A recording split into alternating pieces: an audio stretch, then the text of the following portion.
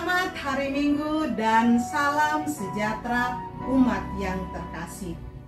Kita telah tiba di Minggu Prapaskah yang kelima. Saat-saat untuk mengenang peristiwa kematian dan kebangkitan Kristus telah semakin dekat. Marilah kita menyiapkan hati untuk berhimpun dan beribadah kepada Tuhan. Datanglah dalam puji-pujian untuk memuliakan namanya.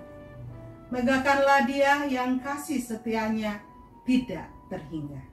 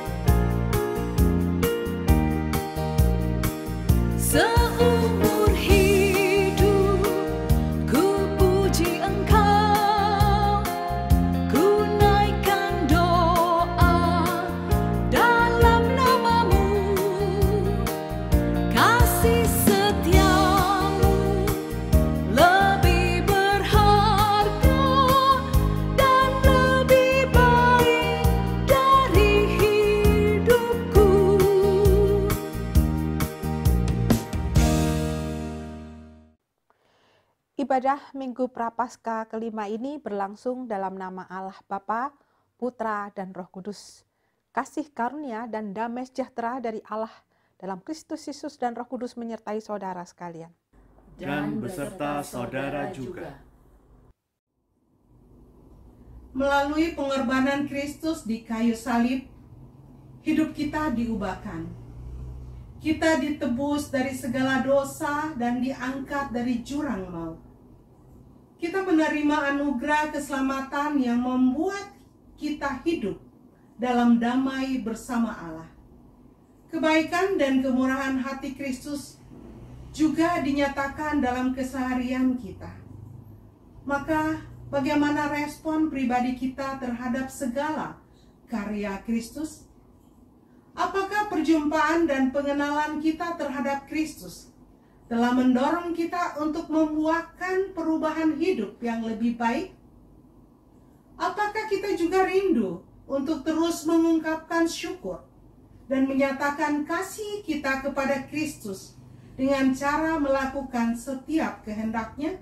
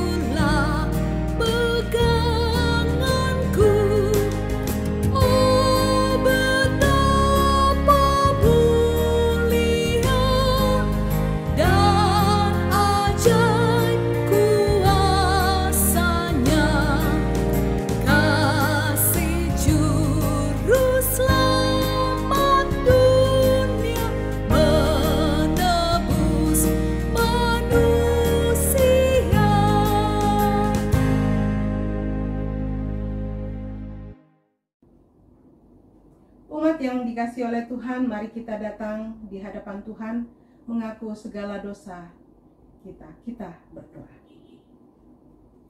Ya Allah, betapa besar kasih dan anugerah yang Engkau nyatakan dalam kehidupan kami.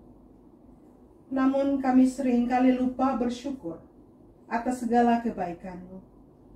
Engkau memberikan anugerah terbaik bagi kami, tetapi sebaliknya kami belum memberikan yang terbaik dari diri kami sebagai ungkapan syukur dan kasih kepada Engkau, ya Allah.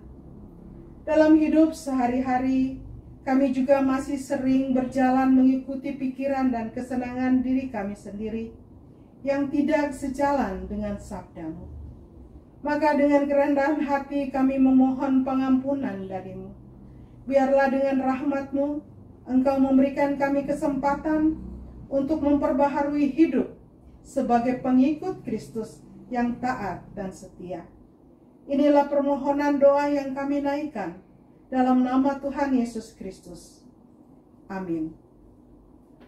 Bagi kita yang dengan tulus hati memohon pengampunan dan pemulihan dari Tuhan, dengarkanlah berita anugerah di dalam Yesaya pasal 1 ayat 18. Marilah, baiklah kita berperkara.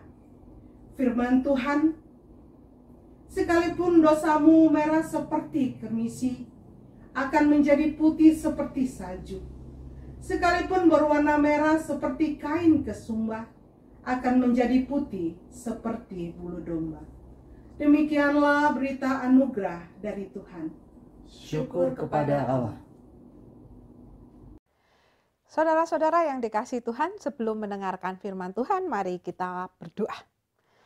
Ya Roh Kudus yang senantiasa ada di dalam hati kami, mengingatkan, memandu, menopang kami. Maka pandulah kami, ingatkan kami, topanglah kami dan dukunglah kami pada hari ini ketika kami hendak mendengar firman Allah. Dan kami juga berharap kami boleh melakukan firman itu di dalam kehidupan sehari-hari. Karena itu mampukan kami untuk boleh menjadi pendengar sekaligus pelaku firman. Bersabdalah ya Bapa, kami siap untuk mendengarkan. Amin.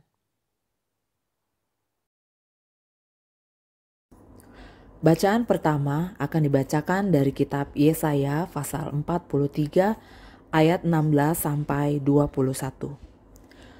Beginilah firman Tuhan yang telah membuat jalan melalui laut dan melalui air yang hebat, yang telah menyuruh kereta dan kuda keluar untuk berperang, juga tentara dan orang gagah. Mereka terbaring, tidak dapat bangkit, sudah mati, sudah padam sebagai sumbu. Firman-Nya, janganlah ingat-ingat hal-hal yang dahulu, dan janganlah perhatikan hal-hal yang dari zaman purbakala. Lihat, aku hendak membuat sesuatu yang baru, yang sekarang sudah tumbuh, belumkah kamu mengetahuinya? Ya, aku hendak membuat jalan di padang gurun dan sungai-sungai di padang belantara. Binatang hutan akan memuliakan aku, serigala dan burung unta, sebab aku telah membuat air memancar di padang gurun dan sungai-sungai di padang belantara untuk memberi minum umat pilihanku. Umat yang telah kubentuk bagiku akan memberitakan kemasyuranku. Demikianlah sabda Tuhan. Syukur kepada Allah.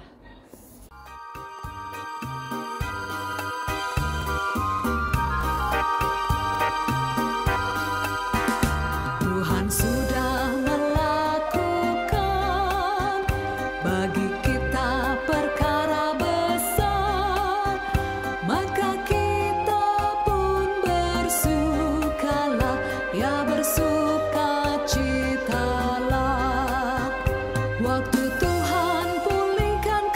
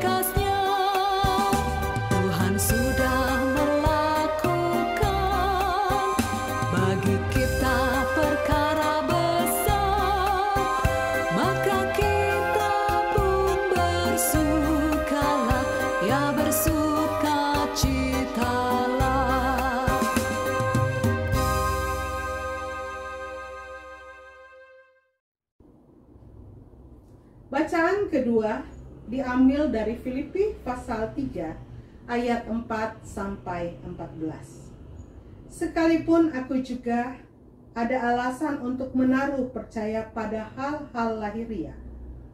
Jika ada orang lain menyangka dapat menaruh percaya pada hal-hal lahiriah, aku lebih lagi.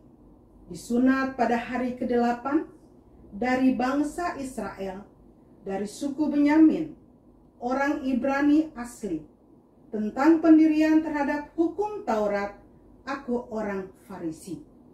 Tentang kegiatan, aku penganiaya jemaat. Tentang kebenaran dalam mentaati hukum Taurat, aku tidak bercacat. Tetapi apa yang dahulu merupakan keuntungan bagiku, sekarang kuanggap rugi karena Kristus. Malahan segala sesuatu kuanggap rugi, karena pengenalan akan Kristus Yesus Tuhanku lebih mulia daripada semuanya. Oleh karena Dialah, aku telah melepaskan semuanya itu dan menganggapnya sampah, supaya aku memperoleh Kristus dan berada dalam Dia, bukan dengan kebenaranku sendiri, karena mentaati hukum Taurat, melainkan dengan kebenaran karena kepercayaan kepada Kristus, yaitu kebenaran yang Allah anugerahkan berdasarkan kepercayaan. Yang ku kehendaki ialah mengenal Dia dan kuasa kebangkitannya dan persekutuan dalam penderitaannya, di mana aku menjadi serupa dengan Dia dalam kematiannya, supaya aku akhirnya beroleh kebangkitan dari antara orang mati. Bukan seolah-olah aku telah memperoleh hal ini atau telah sempurna, melainkan aku mengejarnya, kalau-kalau aku dapat juga menangkapnya.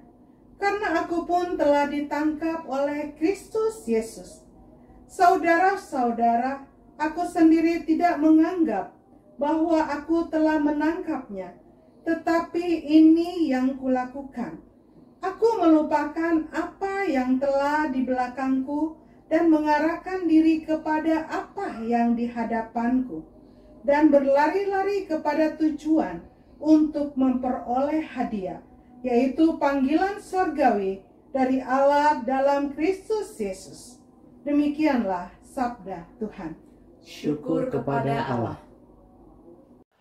Bacaan Injil diambil dari Injil menurut Yohanes pasalnya yang ke-12 ayat yang pertama hingga ayat yang ke-8. 6 hari sebelum Paskah, Yesus datang ke Betania, tempat tinggal Lazarus yang dibangkitkan Yesus dari antara orang mati. Di situ diadakan perjamuan untuk dia dan Marta melayani. Sedang salah seorang yang turut makan dengan Yesus adalah Lazarus. Maka Maria mengambil setengah kati minyak narwastu murni yang mahal harganya, lalu meminyaki kaki Yesus dan menyekanya dengan rambutnya. Dan bau minyak semerbak di seluruh rumah itu. Tetapi Yudas Iskariot, seorang dari murid-murid Yesus yang akan segera menyerahkan dia, berkata, "Mengapa minyak narwastu ini tidak dijual 300 dinar dan uangnya diberikan kepada orang-orang miskin?" Hal itu dikatakannya bukan karena ia memperhatikan nasib orang-orang miskin, melainkan karena ia adalah seorang pencuri. Ia sering mengambil uang yang disimpan dalam kas yang dipegangnya. Maka kata Yesus, "Biarkanlah dia melakukan hal ini, mengingat hari penguburanku. Karena orang-orang miskin selalu ada padamu, tetapi aku tidak akan selalu ada pada kamu." Demikianlah firman Tuhan. Yang berbahagia adalah mereka yang mendengarkan firman Allah dan melakukannya di dalam hidup hari lepas hari. Hosiana.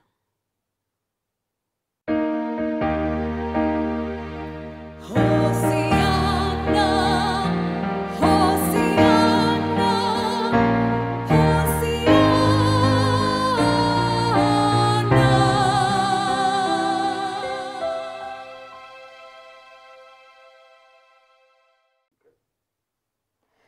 Saudara-saudara yang dikasihi Kristus, salam sejahtera untuk kita semua.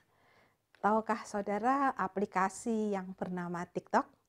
Ternyata aplikasi yang terkenal itu berasal dari negara Cina. Penciptanya seorang bernama Zhang Yiming, seorang lulusan dari Universitas Nankai jurusan Software Engineering. Dia juga punya usaha tekno yang diberi nama ByteDance. Durasi TikTok awalnya 15 detik, sekarang menjadi 3 menit. Dalam durasi pendek itu bisa berisi macam-macam informasi, konten yang menarik. Awalnya diberi nama Douyin, karena kurang menarik, kemudian diganti dengan TikTok yang lebih familiar dan diperkenalkan sejak tahun 2016 dan baru booming di tahun 2019. Awalnya TikTok hanya berisi kegiatan orang menari dengan gaya alay, gaya anak-anak muda, kemudian dipakai untuk konten ilmiah seperti untuk kesehatan, penjelasan situasi COVID, kemudian bagi yang suka memasak, cara memasak dan sebagainya, juga cara bermakeup. Nah, hal tersebutlah yang kemudian menarik bagi semua generasi karena sekali lagi durasinya pendek namun memuat banyak hal di dalamnya. Pengguna di tahun 2021 tercatat sebesar 500 juta orang yang terus bertambah setiap saat. TikTok juga mengalami pasang surut, pernah diblokir di India, di Indonesia juga, karena dianggap kontennya ini tidak mendidik.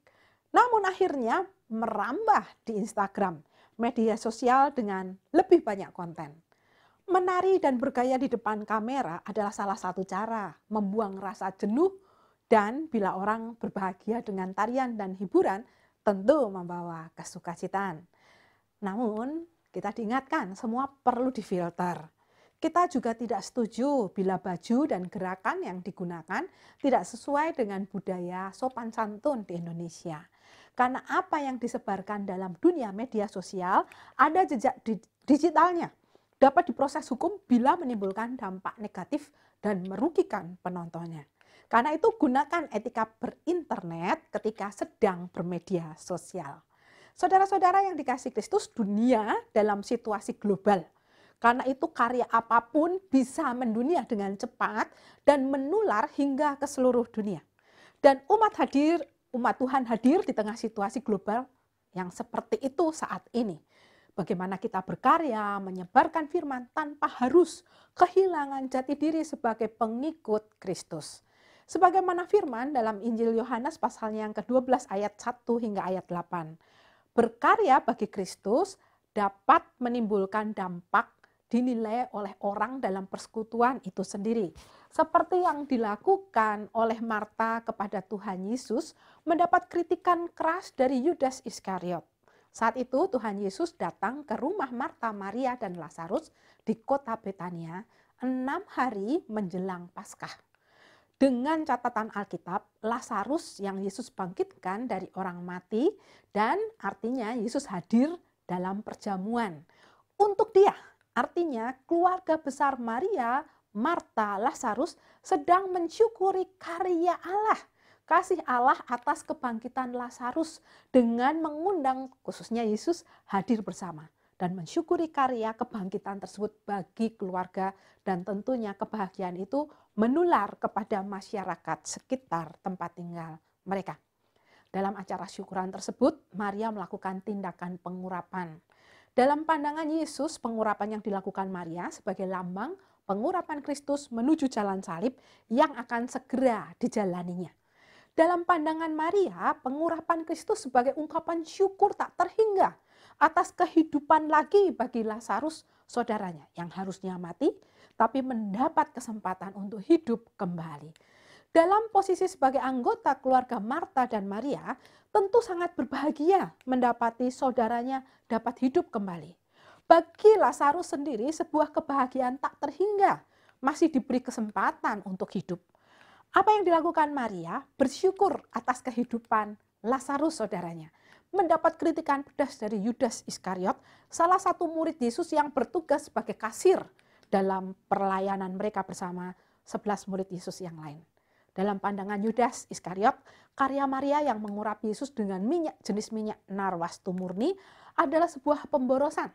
Baginya uang 300 dinar atau setara upah pekerja selama 300 hari atau setahun lebih baik dipakai atau diberikan kepada orang-orang miskin daripada untuk mengurap Yesus dan terbuang sia-sia. Cara pandang Yudas memversuskan pengucapan syukur dengan minyak narwastu dan membantu orang miskin tidaklah tepat. Terkait dengan sikap Yudas yang dicatatkan dalam Injil Yohanes ayatnya ke-6. Bahwa hal itu dikatakannya bukan karena ia memperhatikan nasib orang-orang miskin. Melainkan karena ia adalah seorang pencuri. Ia sering mengambil uang yang disimpan dalam kas yang dipegangnya. Nampaknya Yudas seperti membela orang-orang miskin. Di balik itu, ia punya maksud tersembunyi. Sayang sekali uang 300 dinar keluar tanpa ia mendapatkan bagian sebagai pencuri. Yudas melakukan tindakan tidak bertanggung jawab atas pekerjaannya. Meski ia pengikut Kristus, dekat dengan Kristus, ternyata ia berlaku buruk di depan dan di belakang Yesus serta 11 murid lainnya. Kedekatan dengan Kristus hanyalah permukaan saja, tidak masuk ke dalam hati Yudas Iskariot. Sangat disayangkan. Itulah yang menjadi penyebab bukan hanya Yudas Iskariot, tapi semua orang yang beriman kepada Tuhan ketika dia tidak memasukkan firman itu, menumbuh kembangkannya di dalam hati dan melakukannya di dalam hidup hari lepas hari. Bagi Maria, ekspresi rasa syukur tidak dapat tergantikan dengan hal apapun atas sebuah kehidupan bagi Lazarus dan keluarganya. Dia memberikan yang terbaik yang ia punya dengan tulus, yaitu minyak wangi murni yang berasal dari tanaman khusus di sebelah timur India dan mahal harganya, yang dihasilkan di daerah Himalaya. Biasanya minyak khusus ini dipakai untuk perminyakan khusus bagi pernikahan, upacara pernikahan ataupun pemakaman spesial. Jumlah yang dituang oleh Maria pun tidak main-main. Setengah kati atau litra dalam bahasa Romawi yang berjumlah kurang lebih 0,3 liter atau setara dengan 300 ml. Sehingga pantaslah seluruh rumah kemudian bau minyak wangi. Bayangkan ini bukan minyak wangi biasa. Ini bibitnya dan bibitnya yang berjumlah sangat banyak tadi. Ekspresi rasa syukur tidak mengenal angka. Ekspresi rasa syukur diberikan kepada Tuhan, Sang Pemberi kehidupan. Sikap Maria bersyukur dengan tulus menjadi teladan di tengah kehidupan umat Tuhan sejak dahulu kala. Dan kita juga diingatkan bahwa bersyukur kepada Tuhan itu penting, apalagi di dalam rasa syukur kita ada bentuk pemeliharaan bagi sesama, berbagi kasih untuk Tuhan dan sesama manusia. Yesus sendiri tidak membatasi rasa syukur seseorang kepada Tuhan. Bahkan Yesus menunjukkan bahwa sikap Maria adalah bagian dari perjalanan Yesus menyelamatkan umat manusia. Bahwa pengurapan Yesus oleh Maria adalah peringatan akan hari penguburan Yesus yang akan dipahami oleh para murid setelah peristiwa penguburan itu terjadi. Dan pernyataan Yesus bahwa orang-orang miskin selalu ada padamu, tetapi aku tidak akan selalu ada pada kamu. Menunjukkan kepada para pembaca Alkitab sepanjang segala zaman bahwa Injil dalam kehadiran Tuhan Yesus ini menceritakan tentang perjalanan penyelamatan hanya terjadi satu kali. Penyelamatan Yesus bagi manusia terjadi satu kali untuk selamanya. Meski Yesus adalah manusia, tetapi ia juga adalah Tuhan yang memiliki tempatnya sendiri. Tidak sama dengan manusia biasa. Karena itu peristiwa pengurapan tersebut adalah hal khusus. Bukan hal yang bisa disamakan dengan hal umum. Seperti perbandingan minyak mahal dengan orang miskin dalam pemikiran Yudas Iskariot. Bahwa minyak mahal dan orang miskin akan selalu ada. Tetapi pengurapan Yesus yang dilakukan oleh Maria adalah hal istimewa. Spesial, tidak akan pernah terjadi lagi, hanya sekali saja. Saudara-saudara yang dikasihi Kristus, seorang anak SMP bernama Yohanes Andekala dari Kabupaten Belu NTT pada tahun 2018 melakukan tindakan heroik yang mengejutkan semua orang. Saat itu sedang perayaan HUT ke-73 Republik Indonesia dengan pengibaran bendera merah putih atau bendera pusaka. Ketika bendera hendak dikibarkan, tali bendera itu putus. Dan tidak ada orang yang memerintah dia langsung sigap melompat ke tiang bendera, dia langsung memanjat tiang yang begitu tinggi itu dan menyambung tali itu. Ia melakukannya bukan karena sayang kepada tiang bendera, Bukan pula membela orang-orang yang sedang berprosesi mengibarkan bendera agar tidak malu. Tetapi ia melakukan dengan spontan karena cintanya kepada bangsa Indonesia. Ia tidak meremehkan upacara bendera. Ia memiliki rasa nasionalisme yang tinggi. Ekspresi cinta tanpa takut dikritik karena ia sadar ia melakukan apa yang ia bisa dengan baik, dengan benar, dan berguna bagi banyak orang. Saudara-saudara yang dikasihi Kristus, sepanjang ziarah kehidupan kita, ingatlah untuk bersyukur kepada Tuhan dengan tulus hati seperti Maria. Memberikan yang terbaik seperti Yesus yang memberikan dirinya demi keselamatan manusia yang tiada bandingnya. Memasuki Minggu Prapaskah kelima ini, kita diajak untuk mengekspresikan syukur atas kasih Kristus kepada hidup kita dan juga dunia ini. Kristus menanti aksi kita sebagai wujud syukur kepadanya dan sesama manusia. Amin. Saat teduh untuk kita semua.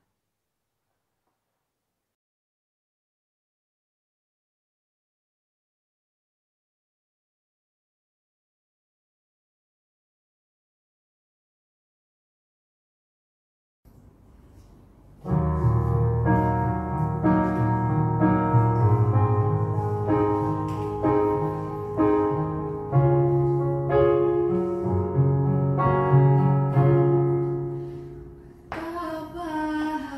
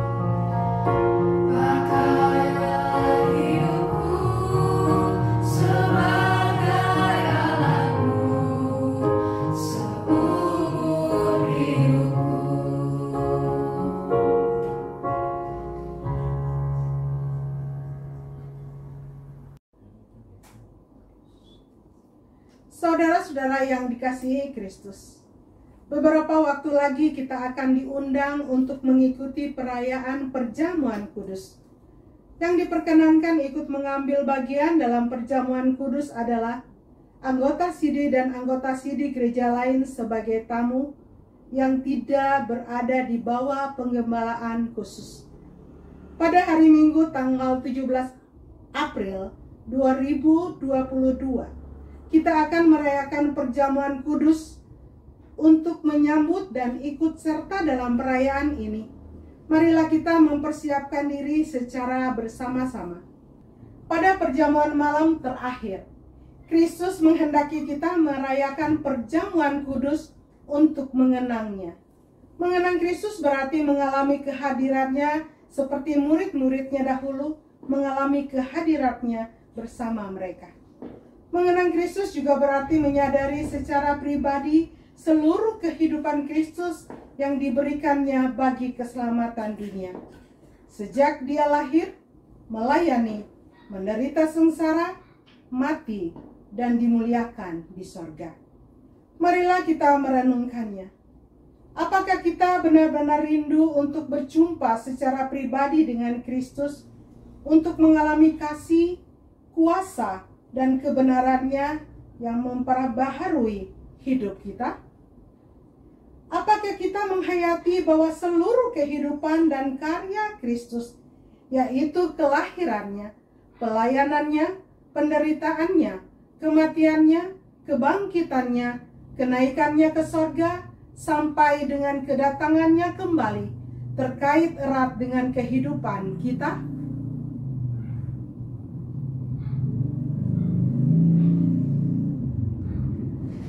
Pada perjamuan malam terakhir, ketika Kristus memecahkan roti dan mengangkat cawan, dia membagikan tubuh dan darahnya sendiri kepada murid-muridnya. Menerima tubuh dan darahnya berarti dipersatukan dengan Kristus, sehingga dia menjadi kepala dan kita tubuhnya. Menerima tubuh dan darahnya berarti kita dipersatukan dengan semua orang yang menerimanya juga menjadi satu tubuh dan satu roh. Marilah kita merenungkannya.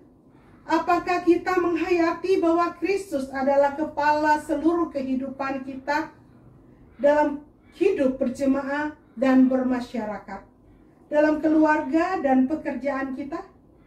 Apakah kita menghayati bahwa kita adalah anggota tubuh Kristus yang saling mengasihi seseorang terhadap yang lain?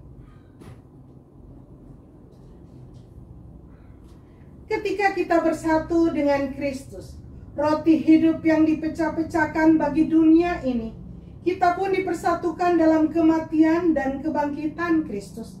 Dipersatukan dengan Kristus berarti diutus untuk mengosongkan dan menyangkal diri, memikul salib dan mengikut Kristus.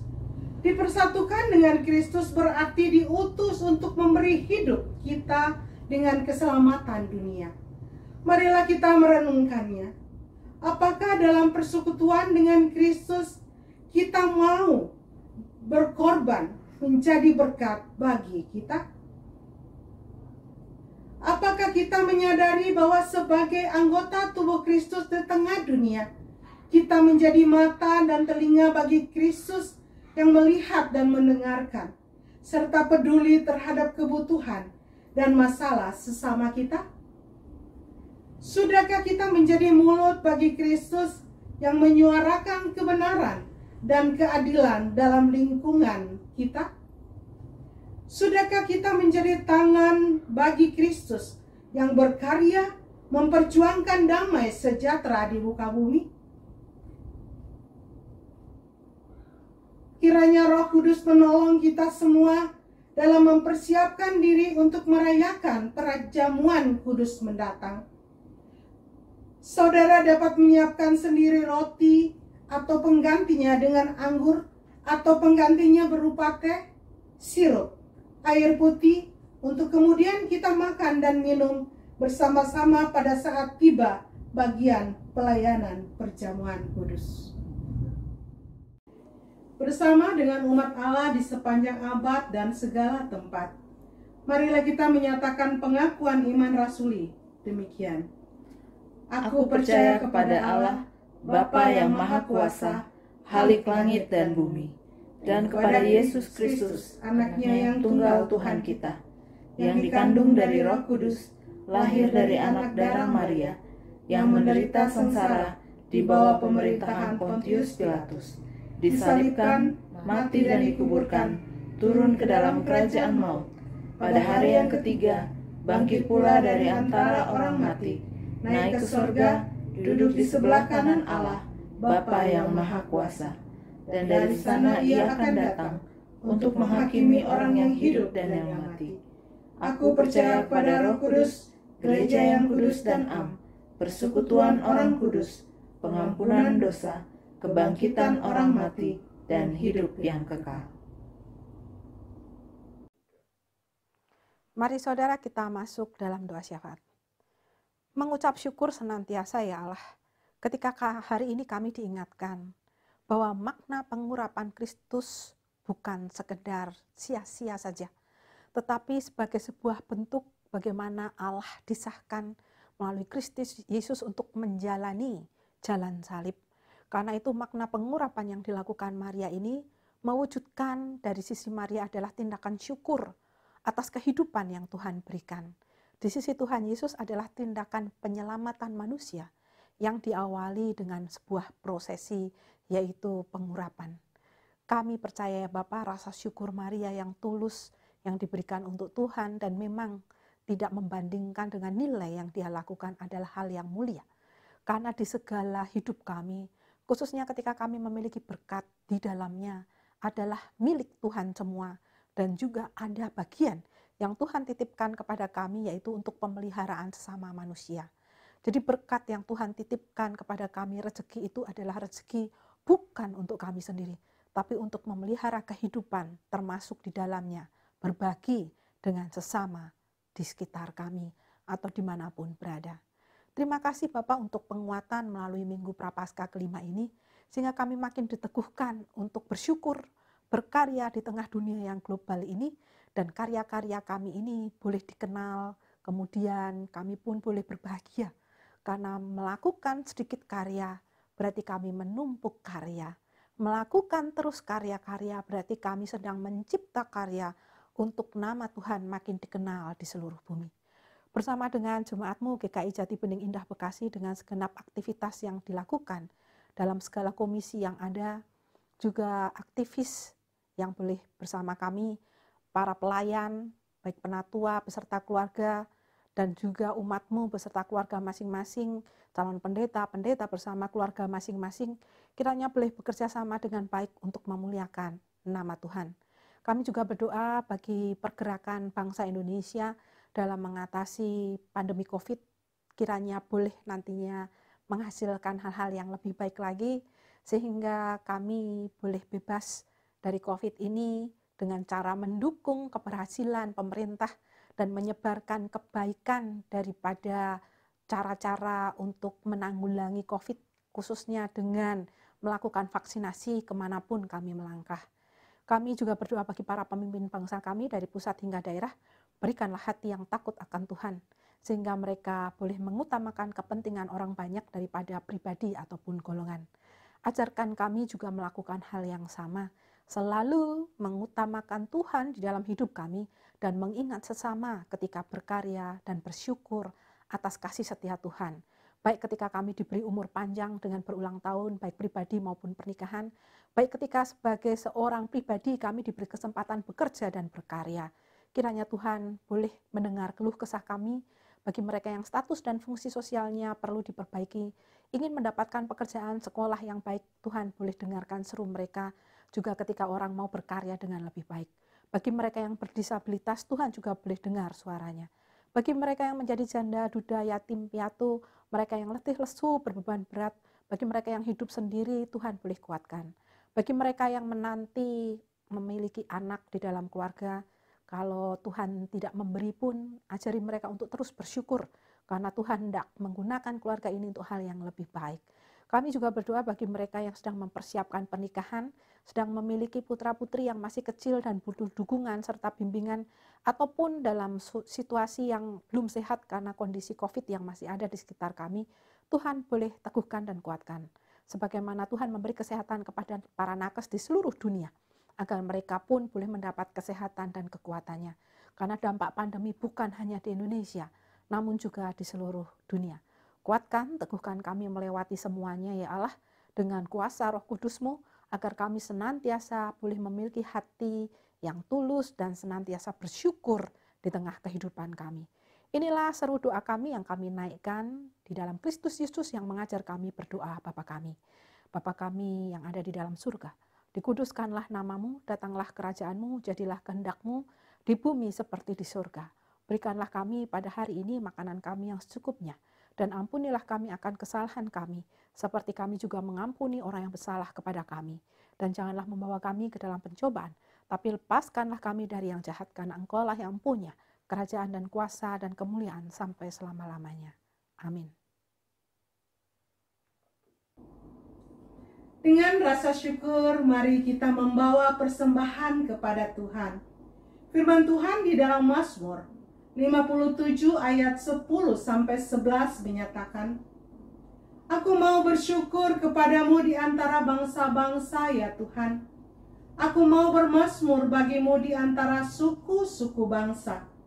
Sebab kasih setiamu besar sampai ke langit, dan kebenaranmu sampai ke awan-awan. Saudara dapat mengirimkan persembahan mingguan, bulanan, persembahan syukur, maupun persembahan Paskah melalui transfer ke rekening gereja, maupun memberikan secara langsung melalui kantor gereja.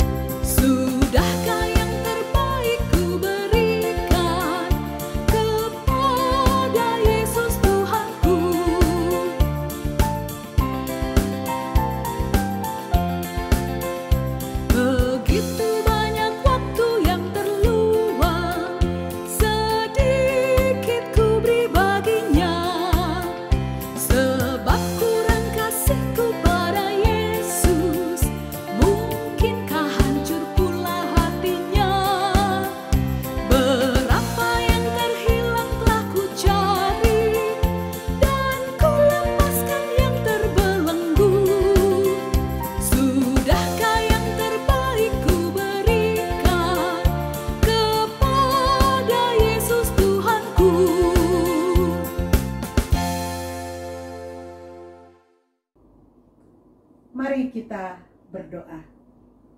Allah sumber anugerah, kami mengucap syukur atas kasih setia yang Engkau nyatakan dalam kehidupan kami setiap hari. Saat ini kami datang kepadamu dengan membawa persembahan kami. Kiranya Engkau berkenan menerimanya. Mampukanlah kami juga ya Allah, untuk mempersembahkan diri kami sebagai persembahan yang hidup, yang kudus, dan yang berkenan di hadapan-Mu. Inilah doa dan ungkapan syukur yang kami naikkan dalam nama Tuhan Yesus. Amin.